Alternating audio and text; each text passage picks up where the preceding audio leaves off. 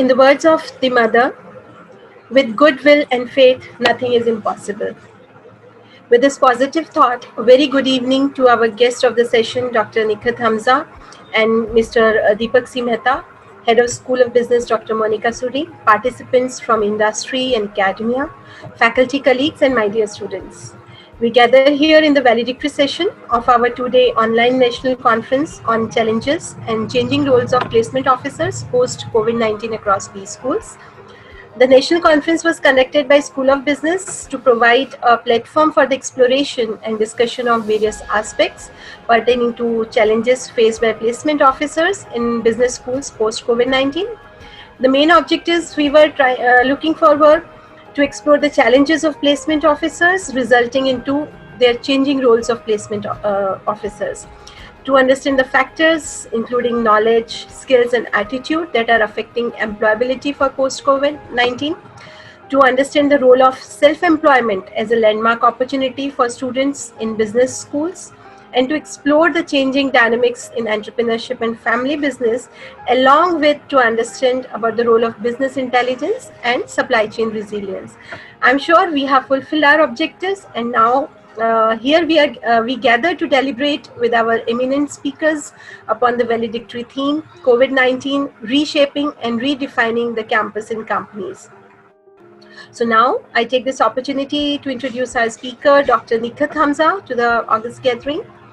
Dr. Nikhat Hamza is the Director, Human Resource and FTA, BS Abdur Rahman University, Chennai. She is also the founder of Center for Qualitative Research in Human Nature and Organizational Politics, a custom-fitted character who has consummately blended her 26 years involvement in different manufacturing industries like drip irrigation, automobile, fabrication, IT, and education. Besides routine HR responsibilities of performance appraisal, setting KPIs, employee engagement, onboarding, corporate governance, etc., she has expertise in the transformation of the organization for better productivity and employee satisfaction. With this brief introduction of ma'am, now I would like to invite you for this special address, ma'am. Ma'am, your mic is mute. Thank you, Richa ma'am. Good evening all. First of all, I would like to thank Aura University for giving me this opportunity. This year has created havoc on the industries and education. In education industries where the final year students are left staring at the uncertain future, since the companies are showing very less interest in the recruitment, while those who were selected in the campus prior to this pandemic are, as few institutes conduct the campuses in December, their offers are also residented and deferred. In absence of aggressive recruitment in recent years, with several firms putting their recruitment drives on hold, students in India are gapping at tough years ahead. Organizations that were looking for a new employees for various functions have now either postponed their plans or have changed their hiring policies. The impact of these hiring policies is there to be seen, not only for the experienced job seekers, but also mainly for the freshers, those seeking first opportunities. This pandemic has affected the society, personal and professional life around the world, and it will permanently reshape our world as it continues to unfold. With the fallout from the crisis, both amplifying familiar risks and creating new ones, changes have created new openings for managing systematic tasks. In many traditional companies, the idea of flexibility or work from home was not considered as productive for them. Many leaders believed that to be productive, working in office hours is only the way, not in the coffee shop or at the home. Then suddenly this pandemic hits and whole concept of the workplace has changed overnight. COVID-19 has forced organizations across the world to work from home, and this was a forced adjustment. Business leaders quickly embraced these changes and their employees started working from home, and soon many started realizing the importance of the same such as reducing travel cost, infrastructure cost, increased productivity, and more efficiency. There has been changes in the placement also. With the COVID-19 pandemic cutting jobs opportunities, several universities and colleges have switched over virtual placement drives to help students to get employment. From holding webinars about changes in career options in the times of social distancing to requesting the company to take an online test and interviews. The higher education institutes are not leaving any stone unturned to ensure that their students are placed. Like recently, AMU conducted online job fairs. Even Jamia have conducted online job fairs. Not only this, they have given online training on interview strategies. Many trainings were given through webinars. Many colleges are coordinating with the recruiters for holding virtual placement sessions. The colleges is trying to get in touch with many companies as possible as to help the students.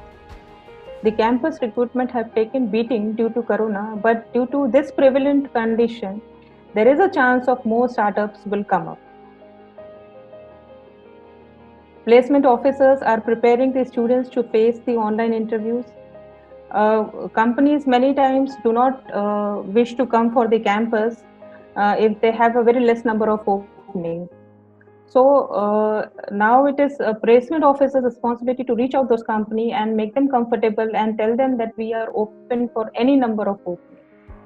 In this pandemic, it is better to take the help of students and teacher placement coordinators, so more calls and contacts can be done. Many companies in this pandemic, they are offering low package. So prepare yourself, students, to accept those jobs, because as it is saying that empty minds is devil's workshop.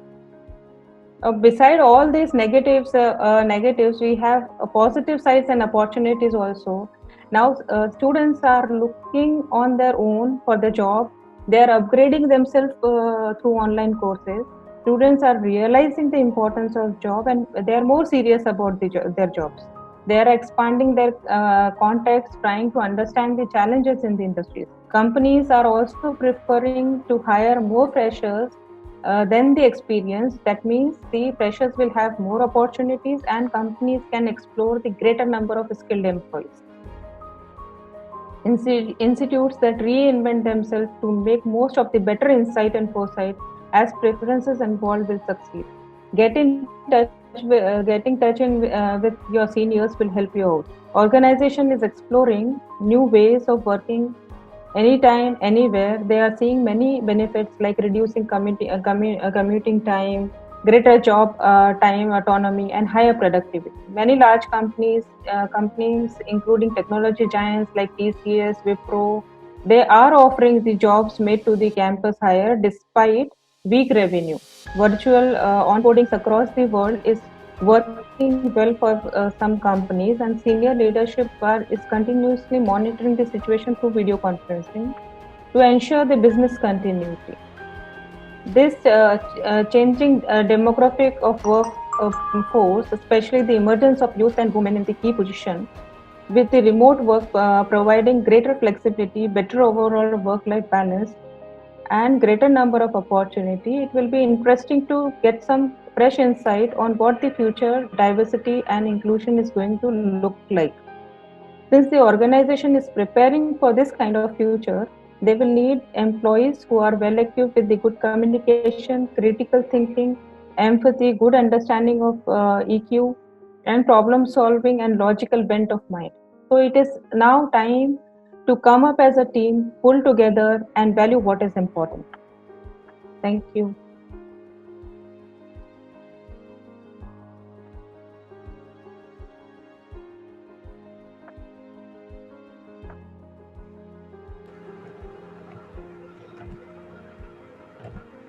Thank you, ma'am. That was indeed insightful. Now may I invite Dr. Tanu Naran, coordinator of the conference, to deliver and present the report for the pre-event of the conference and the two-day online national conference, please. Thank you, Richa ma'am. I will just take a second to share my screen. Can you please confirm? Is the screen visible to you, Richa ma'am? Everyone? Yes, it is. Yes, yes. We can Okay, thank you so much. So without taking much time, I'm extremely excited to share the report because yes, I have been delivering a lot of conference reports.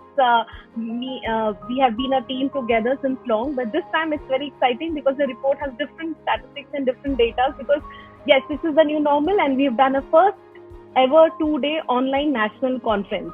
So beginning with the report, I would like to start with that across these 2 days, we had 5 technical sessions and 6 special talks, wherein the number of speakers came, wherein it was divided between academicians and industry experts. And we had 5 prominent academicians coming from top B schools such as IIM, MICA, IIT, etc. And we also had industry experts from various industry sectors, and there were total 17. So we tried to create a beautiful blend between the academia industry interaction. So interesting statistics coming here that since it was an online, and I think this is where it should be, because physical reach is so limited, we realized after going through the data, but the virtual reach is far beyond. I would, in my next slide, take a liberty also, I think something, but before that, so all our sessions were put on Facebook total live views. The day one, we got the reach of 1,610, and out of which the engagements were 317. Day two, I am not able to take the data of the last 2 sessions because I had to prepare this report. I'm sure there would be another 300 added and it would reach somewhere 16, but the last taken data is 1320. So 1,320 reach already through Facebook Live, and engagements created were even further than the first session, excluding the 2 sessions, was 467. So this is very exciting, and the next slide that I am about to show you is far more exciting for me because these are important numbers. Number of registrations for the conference were actually 358 before we began the conference. During the conference also a lot of registration has been taken, where we will be, when we will be generating the report, we will take an account of it. Duration for the day one was 600 minutes, and day two, continuing today, is also equivalent to 600 minutes. States reached.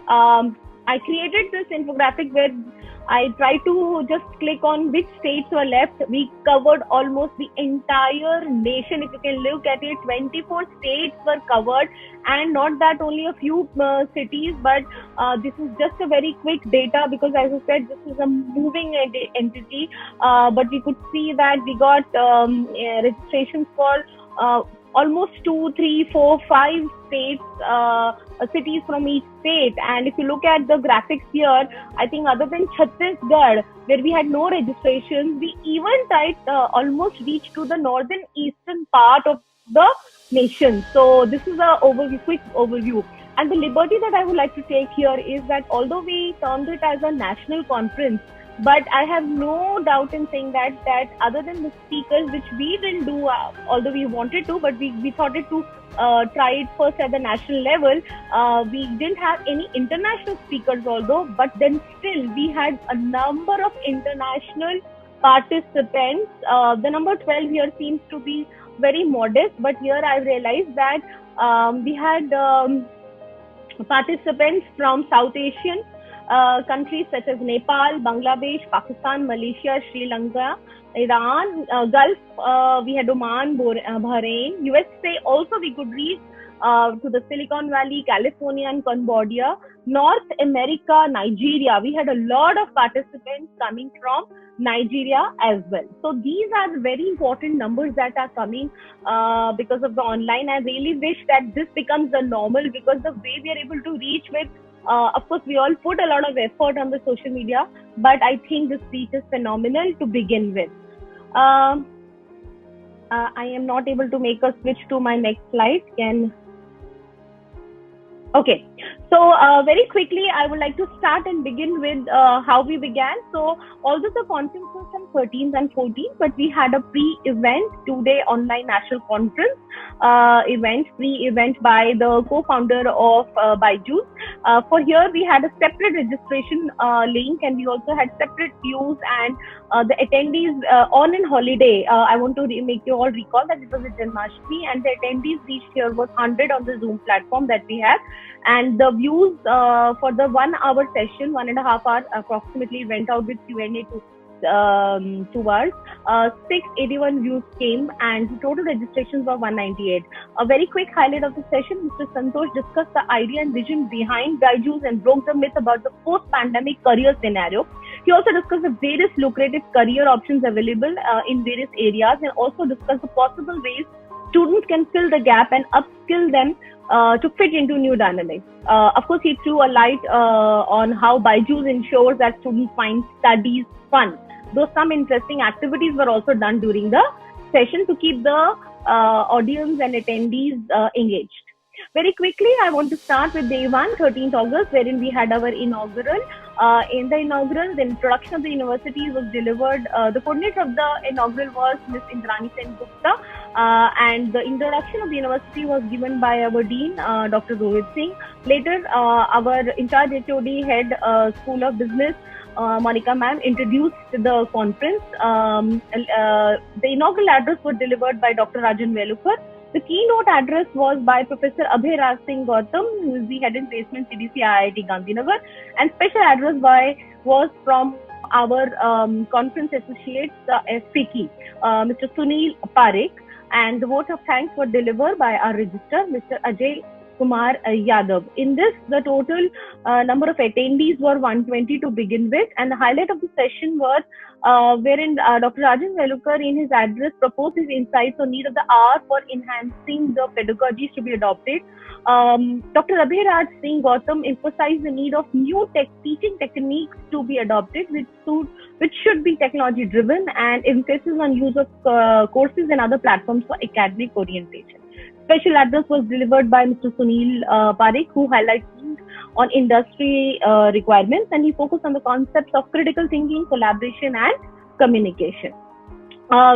Very beginning, we began with special talk, self-employment as a landmark opportunity, where we had our distinguished speaker, Dr. R. Vedyanathan.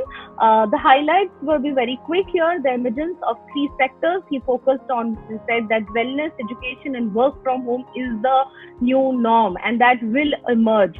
Health will be primary focus and not wealth, and emphasize the need of rediscover oneself post COVID-19 and embrace self-employment as an opportunity. The next was a technical session on marketing strategies and skills for post-COVID world, wherein we had session chair Dr. Falguni Vasavda.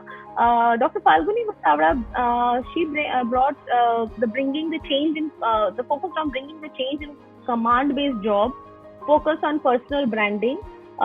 She also talked about the 3R model, which was very interesting: response, reset, and reboot. Relevance and impact of social media on small businesses. Mr. Kashyap Pandya, our panelist one, he focused on modern imperatives of real-time one-to-one marketing. Also, that customer insight is the superpower. Mr. Bharat Oswal, he focused on the imperatives of digitalization and engaging employees with innovative ideas. He also told that threw some light on the importance of virtual tools. The next technical session was entrepreneurship and family business that I was coordinating with Dr. C.V. Ramana, my colleague. I made an opening remark briefly describing the theme of the session, wherein Ramana sir introduced our session chair, Mr. Gaurav Ashish, who is again our senior colleague from the university, and he emphasized on learning, trust, and values. Our panelist, Dr. Meeta Dikshit, suggested family business should tackle both internal and external challenges. And a very dynamic third generation entrepreneur, Mr. Mitesh Kothari from the Panpra Group, talked about decision making, professionalization, and delegation, along with innovation and adapting to changing times. The next was a special talk, which was around the topic of redefining the skill set for business world COVID-19. And here, our distinguished speaker, Mr. Ravi Jhanga, he spoke on highlights of the session, the new normal, the way business will look, the offerings, the skill sets required post-COVID world from employer and employee perspective. Focus was on generative thinking. The distinguished talk for the day 14th August was 10 a.m. to 10:30 we began, was very short, though we wanted to listen more from him. But of course, our speaker being Honorable Shri Suresh Prabhuji, but giving us time enough, he came on board, and we had huge participation through his session. And the highlight of his talks were, even though in his small span, he talked about opportunities of employment exist even COVID. He seemed highly positive about it, and he said that work will be there, but maybe the way of working will change. His emphasis were also on experiential learning to create independent and creative thinking individuals. And placement opportunities locally should also be explored post-COVID. These were his major focus areas. Yes, we are online and technical glitches had to, but I would like to still say that in spite of heavy rains, our speaker, Dr. Deepak Jahangir, maybe later catched up with us, but he could not reach on time in terms of connectivity, and therefore we had to continue, and we merged his talk as one of the panelists with technical session 4. I am purposely putting this in my report, so let us know that this is what is coming ahead for us. So we need to work on our technical aspects also. But anyways, I think Sir catched up, and Sir in his technical session 4, as one of the panelists, emphasized on developing the adaptability quotient also, along with IQ, EQ and SQ. Then happened the technical session 3. It was about sector-specific competency mapping to enhance employability of B-School students. We had a dynamic panel here.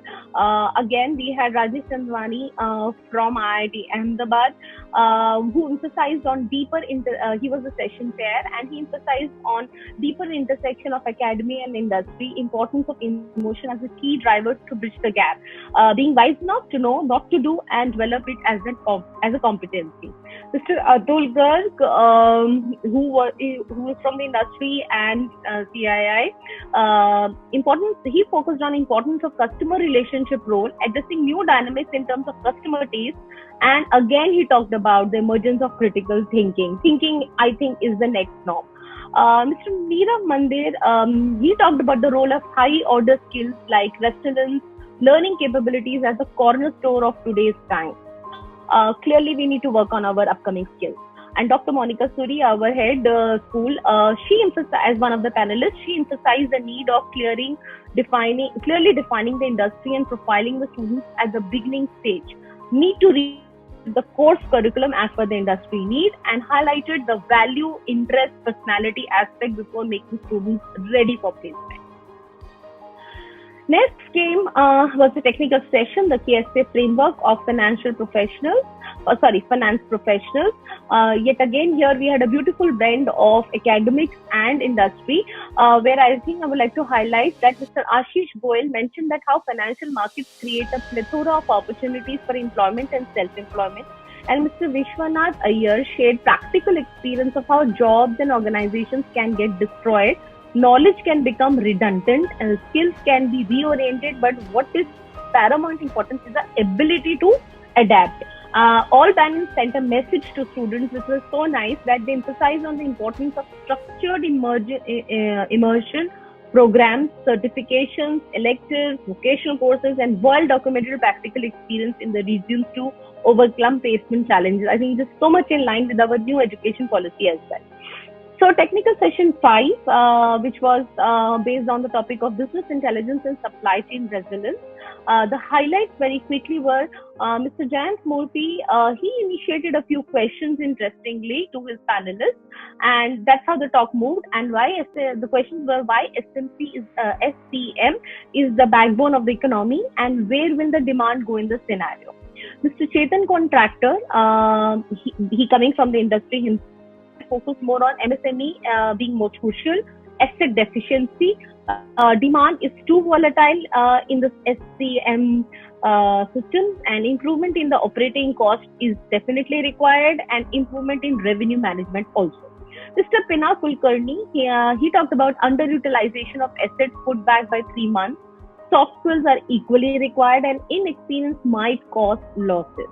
Mr. Kiran Gajiwala, technology, data analytics is the process of supply chain, integrate financial planning with SCM planning. That was his point. Next, we had the last talk, by the way, was a special talk is transforming higher education experience for enriching career enhancement post COVID-19. We had Mr. Sai Kiran Dudhaila from Career Labs, which is like a subsidiary of Byju's, and he highlighted on time to plan, practice, and prepare, and build and strengthen network and contact, and timeline of a higher education. So that was his focus. Thank you so much for giving me this opportunity to very quickly deliver the report. Thank you. I think I did a quick, fast thing considering the time limitation. Thank you. Thank you so much, Dr. Tanu. That was really quick. And we could know about so many things which we were not doing. That was a great briefing. So now I would like to invite Dr. Monica Suri, Head School of Business, to deliver the concluding remarks for the conference and show us the way ahead. Ma'am.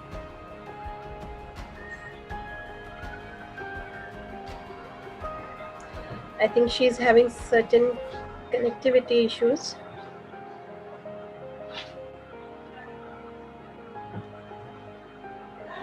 Ma'am, are you there? Yeah, she's there.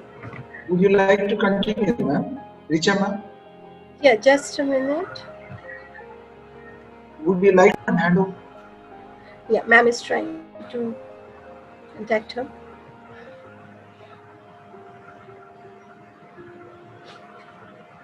Till then, I would like to request Dr. C.V. Ramana. Just, yeah. Yeah, ma'am is there. Ma'am is there. There was some connectivity issue. No problem. Ma'am, unmute yourself, please. Ma'am, unmute.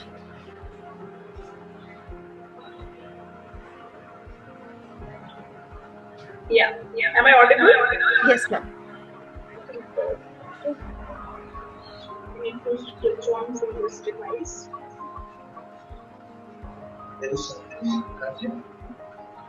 Yeah, I hope I'm audible, Dr. Richa? Yes, ma'am, you are audible. So I'll not keep the participants on hold. I know 2 days was a great learning experience, because digitally when you are in front of camera, I know it's more mentally occupied kind of scenario for all of us, and I know the time span on camera is also limited, but still I think the kind of engagement and involvement all participants have shown, that is something very highly appreciable. So I'll quickly, I've compiled few of the takeaways and a roadmap for School of Business, Saurav University, which I'm going to share with you on the basis of deliberations, whichever has been made since last 2 days by eminent experts from academia and industry both.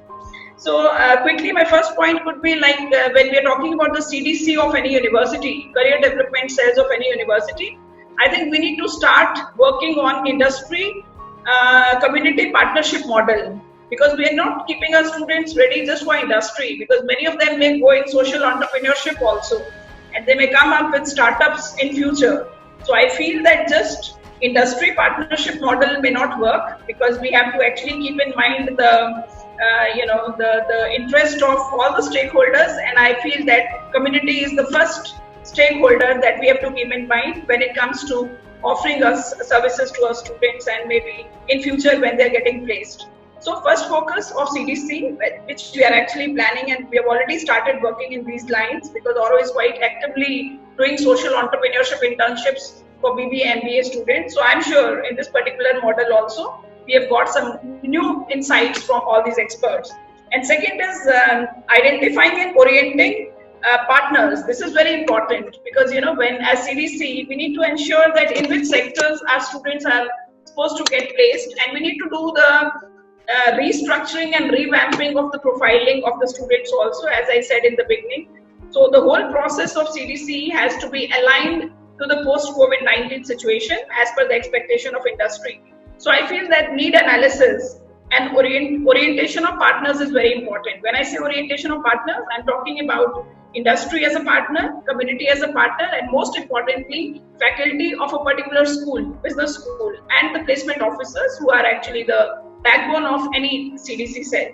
And then administrative management is equally important because, the CDC is not one area. It may be sounding easy that there's one CDC cell, but there are many brains who are working, maybe off the screen and on the screen when it comes to CDC, because this is the whole process when students enter into a particular program and exit.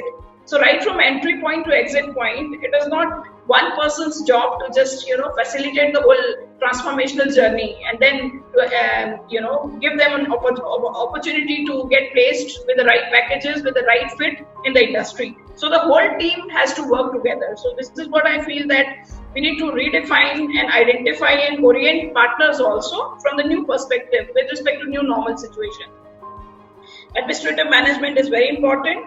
Then supervising placement is very important, that how we supervise the placement and internship, because now we are going virtual. So we need to see that when we are doing the pre-placement talks and we are sending the students for virtual internship, so what model, what framework we need to actually ensure so that the impact of that particular process and functional area should not get diluted. So this is again very important point where the qualitative measures are supposed to be taken care of completely. Then partners as co-educators. Again, in B school, it's a very common trend that industry people are also coming and teaching our students as visiting faculty.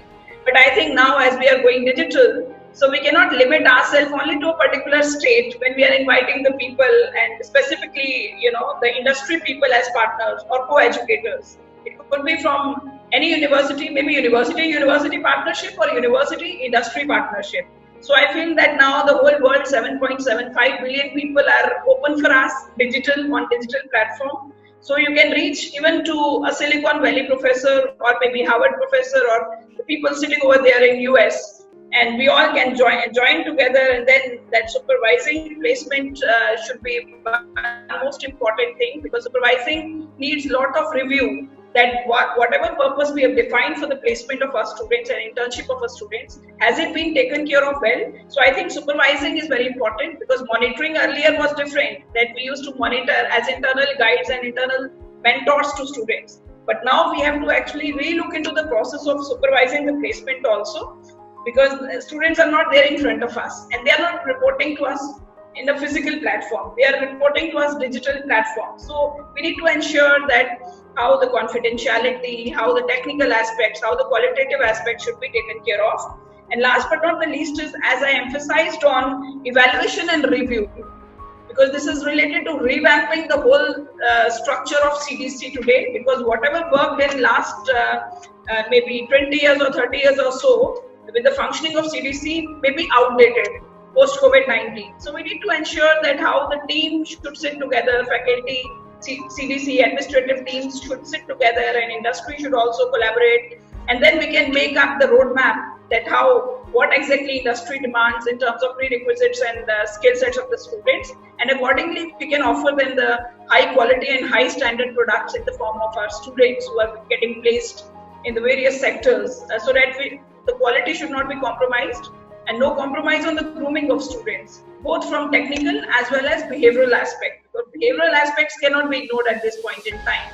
So these are some of the roadmaps and the way ahead that we have defined for ourselves as School of Business or a university.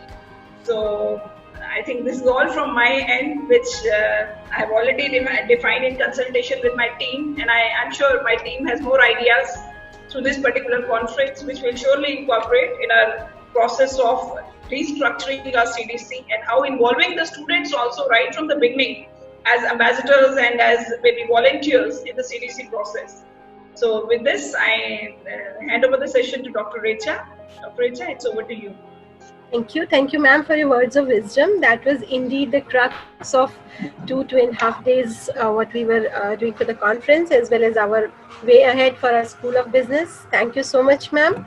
Now may I invite Dr. C.V. Ramanna, coordinator for the conference, to propose a formal vote of thanks to all of us.